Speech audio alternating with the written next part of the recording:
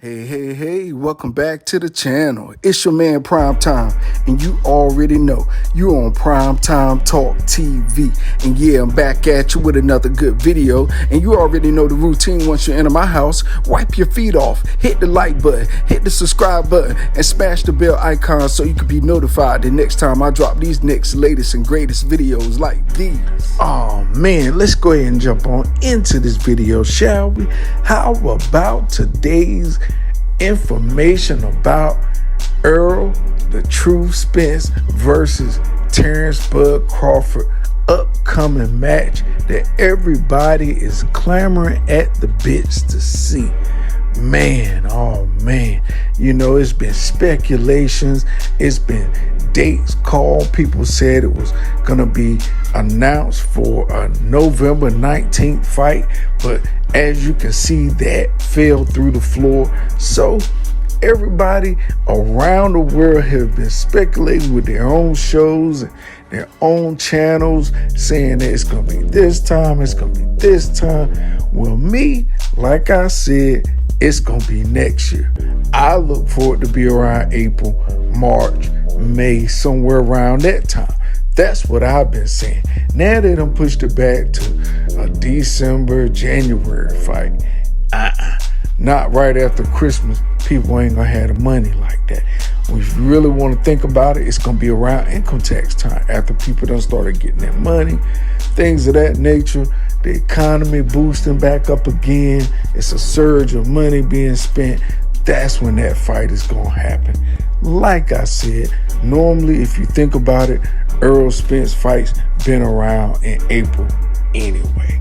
So, you know, it is what it is. They just letting everybody sit, stew, and bubble. Hey, people talking about it. Now you got your boy Max Kellerman and you got Michael Benson on ESPN. You know, Max got his show, Max on Boxing, and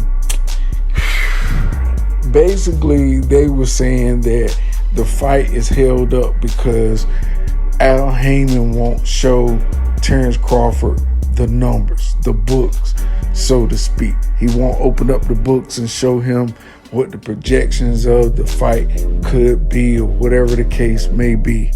And that is the holdup. Well, I've never heard of a boxer seeing a promoter's numbers myself, unless that's something that was negotiated in the contract for Terence Crawford.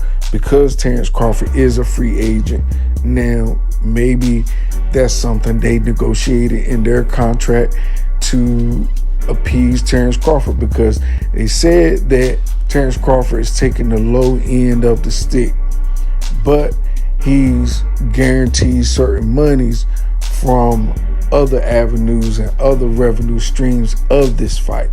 So that is the reason for the holdup.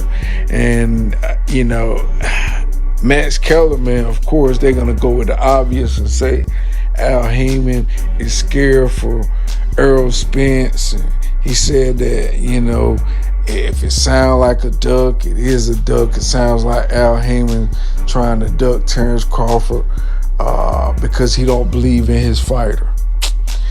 Really? Please get out of here with that. You know, I get what Max is doing. He's trying to bait, you know, Al Haymon out into the open or to make a comment.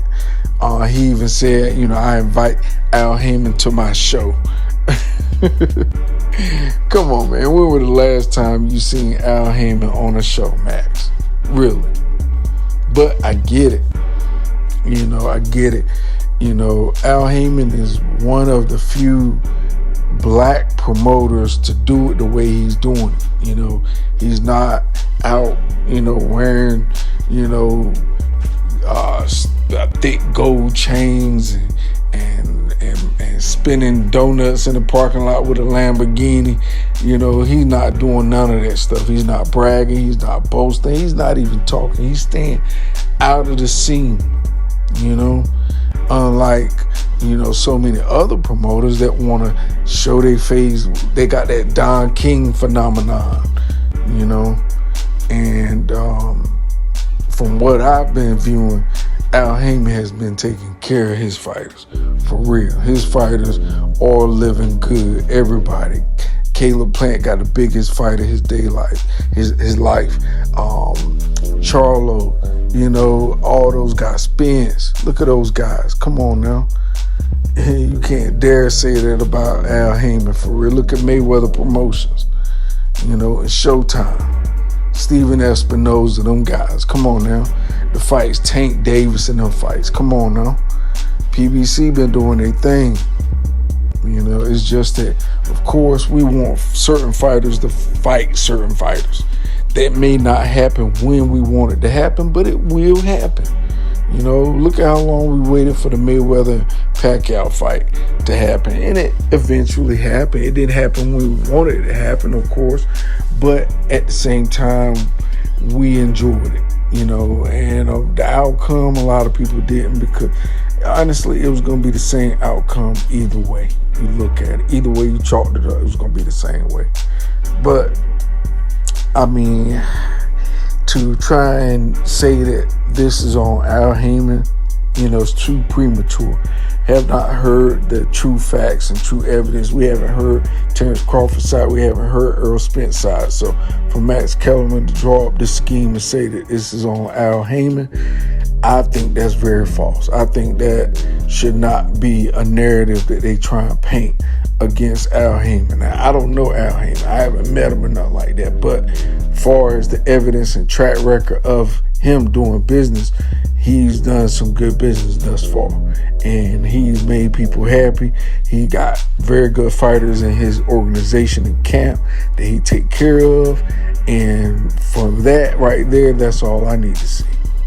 So, you know, I do feel as though we should be more updated on this fight, better progress.